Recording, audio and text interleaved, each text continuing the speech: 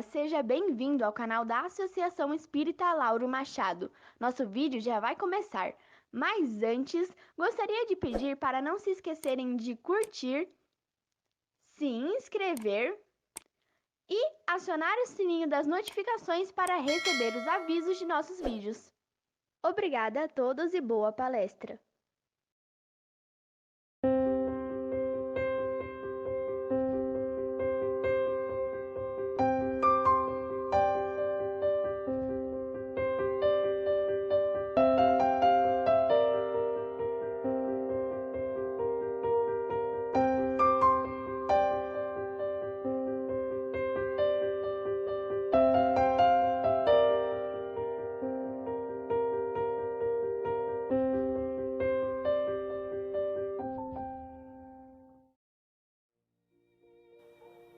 Que prazer encontrá-los novamente. Sejam muito bem-vindos. Sou Elizabeth Palma, voluntária da Associação Espírita Lauro Machado. Para iniciarmos o nosso encontro de hoje, peço a todos que elevem o pensamento a Deus, assim como peço ao meu mentor espiritual e ao mentor espiritual de cada um de vocês, para que abram as nossas mentes e o nosso coração para a mensagem de hoje. Mensagem retirada do livro Ilumina-te, de Divaldo Franco, intuído pelo espírito de Joana de Ângeles. Falaremos então do capítulo 6, Paisagem Humana do Sofrimento. Para onde olharmos, veremos as imagens de sofrimento. Por exemplo, na atualidade, vemos a Covid, que tanto tem nos assolado, que tem trazido tanto sofrimento às pessoas e às famílias, inclusive perdas de vários entes queridos, sem sequer poder se despedir dos mesmos. Vemos todos os dias anúncios de queimadas que estão devastando nossas florestas, que estão assolando o território brasileiro. Vemos também, com esse calor intenso, várias represas secando, vários lugares onde o nível de água está baixando tanto, esse líquido tão precioso, tão necessário à nossa vida. Então, lembrando aí, né, dos cuidados que precisamos ter com a economia de água, não só pela questão financeira, mas principalmente para preservar a vida. Vemos imagens de pobreza, vemos imagens de sofrimento, vemos imagens que nos assombram os olhos o tempo inteiro, mas também veremos, né, outras coisas. E o convite de hoje é exatamente para mudarmos esse olhar. Há várias passagens da Bíblia falando sobre as aflições, as dores e os sofrimentos. Nós vamos ver então que a Terra é um planeta, o mundo, a vida terrena é um planeta de provas e expiações. O que entendemos por provas? Provas são os testes, são as experiências necessárias para que o espírito, que foi concebido puro como uma criança, e tal qual uma criança, precisamos aprender através das experiências a diferenciar o bem do mal, a diferenciar o certo do errado, ou seja, a ir crescendo e desenvolvendo a nossa moralidade. Então, nós vamos ver que provas todos temos, para que, como na escola, a gente vá passando de um nível a outro na nossa evolução espiritual. E expiações são o cumprimento de alguns erros de encarnações passadas, que nós vamos ter a oportunidade de numa nova encarnação, ou seja, na reencarnação, podermos estar corrigindo esses erros. Então, nós vemos a Terra como um planeta de provas e expiações. Mas tanto provas como expiações, elas geram sofrimentos, elas geram dores, elas geram aflições. Então, nós vamos ver que, na verdade, nós temos várias formas, várias situações que causam problemas, que vão causar dores para a gente. Mas nós vamos ver que na Terra nós temos bênçãos que estamos acostumados a ler e a entender como bênçãos quando temos aqueles momentos afetivos, felizes. Todos nós temos memórias afetivas de bons momentos. Entretanto, nós vamos verificar que bênçãos também têm formas diferentes de se apresentar. E é sobre isso que vamos falar hoje, que as dores são também bênçãos. Mas, Elizabeth, como assim dor é uma bênção? Dor é dor, sofre, né? Nós temos dificuldades de viver com isso. Sim, e todos nós passamos por isso. Não existe ninguém na esfera física que não sofrerá aflições, que não sofrerá dores. Alguns vão ignorar, alguns vão se desesperar. O que nós vamos ver é que assim, é mesmo difícil lidar com tantas diferenças. Nós vamos ver pessoas ricas, extremamente ricas, e pessoas pobres, vivendo na miséria. Nós vamos ver pessoas com uma saúde muito boa e pessoas que estão sempre doentes. Nós vamos viver com perdas de entes queridos, nós vamos perder pessoas que estavam saudáveis, nós vamos perder pessoas que ficaram muito doentes. Então nós vamos ver que para lidar com todas essas diferenças, com pessoas que nascem com deficiências, com dificuldades, e nós vamos nos perguntando, mas por que essas? Por que tantas diferenças? Por que uns estão preservados e outros com tantas dificuldades? A diferença não vai estar na situação. As situações são reais.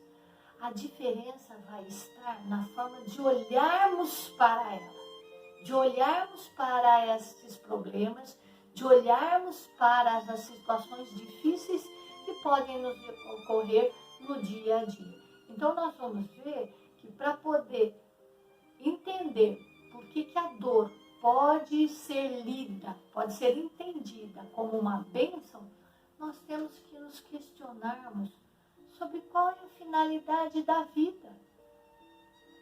Por que existimos? Qual é a finalidade de nascermos, crescermos, nos desenvolvermos e morrermos? O que isso nos faz pensar? Então, isso nos convida a pensarmos, existe vida após a morte? Só vivemos a matéria ou vivemos na vida espiritual? O além-túmulo. Então, nós vamos começar a pensar obrigatoriamente, pelo menos os que acreditam no espiritismo, na vida espiritual. E vamos começar a procurar valorizá-la. Não desprezando a vida material em absoluto. Já em vários momentos conversamos que o corpo é o santuário, é a casa, é nosso instrumento de aprendizagem. Portanto, merece todo o respeito e o cuidado. Entretanto, a vida material, ela é repleta de ilusões. Então, nós vamos diferenciar a vida material da vida espiritual. A dor física e a oportunidade de aprendizagem que a dor pode nos trazer. Então, vejamos, há várias formas de viver. Cada um vai encontrar o que é melhor para si. De que forma gosta de viver? trabalhando, não trabalhando, plantando, não plantando, estudando, não estudando, correndo atrás de fama, de beleza, de glória, de poder, de dinheiro, querer ter mais tempo. Algumas coisas que vão que podem inclusive nos despertar alguma inveja. Tempo, então, é algo que a gente vive querendo. Agora, com esse novo contexto da Covid, nós estamos precisando rever as nossas formas de viver. E nós conseguimos perceber que existem formas de viver que, na verdade, nos afastam desta oportunidade de aprender com o sofrimento. Nós vamos verificar que são formas de ilusão. Por exemplo, as pessoas que têm fama, poder, são tidas pela gente como pessoas bem-sucedidas. Será que verdadeiramente o são? Quantas vezes vemos em reportagens que essas pessoas também têm sofrimentos, sentem-se solitárias, recorrem a álcool, a drogas, que inclusive levam à morte? Quantos personagens famosos, cantores brilhantes perdemos por conta das drogas e de tudo mais? Recorremos então a um exemplo do mestre que enfrentou dores, principalmente quando foi sacrificado, e a forma com que ele se comportou, como ele se resignou quando questionado sobre o poder que ele tem, Filho de Deus, sobre a glória que ele poderia ter. Jesus, então, passou por todo esse sofrimento, inclusive nos mostrando de que na vida terrena teríamos bons e maus momentos. Ou seja, todos nós carregamos dores e aflições. Claro que devemos poupar os outros das nossas lamúrias. Nós estamos vendo que as nossas dores, sendo oportunidades de aprendizado, devemos tirar o maior número de lição possível delas. E se ficarmos só nos vitimizando ou só nos lamuriando, nós não vamos ter energias para olharmos para essas situações e procurarmos aprender, procurarmos identificar que lição podemos tirar daqueles momentos, daquelas aflições. Nós devemos sim procurarmos ajuda e nós sempre encontraremos. Então nós podemos e devemos procurar ajuda e fornecer ajuda às pessoas cujos fardos parecem pesados demais ou que elas estejam com dificuldades. Mas é importante que a gente lembre que o foco deve ser de ajuda no sentido de sustentar, de aprender a superar essas dificuldades para que ela possa se aprimorar, principalmente moralmente. É claro que toda vez que aprendemos a resolver um problema, nós também evoluímos intelectualmente. Nós somos chamados a aprendermos a pensar melhor, a olhar com mais clareza para as coisas, a ampliar nossa visão. E ao fazer isso, nós desenvolvemos o nosso cérebro, nós desenvolvemos nossa cognição, nosso pensar, nosso raciocínio, e também fazemos escolhas. E aí o exercício do livre-arbítrio é que vai mostrar o que nós estamos tirando de aprendizagem daquela situação.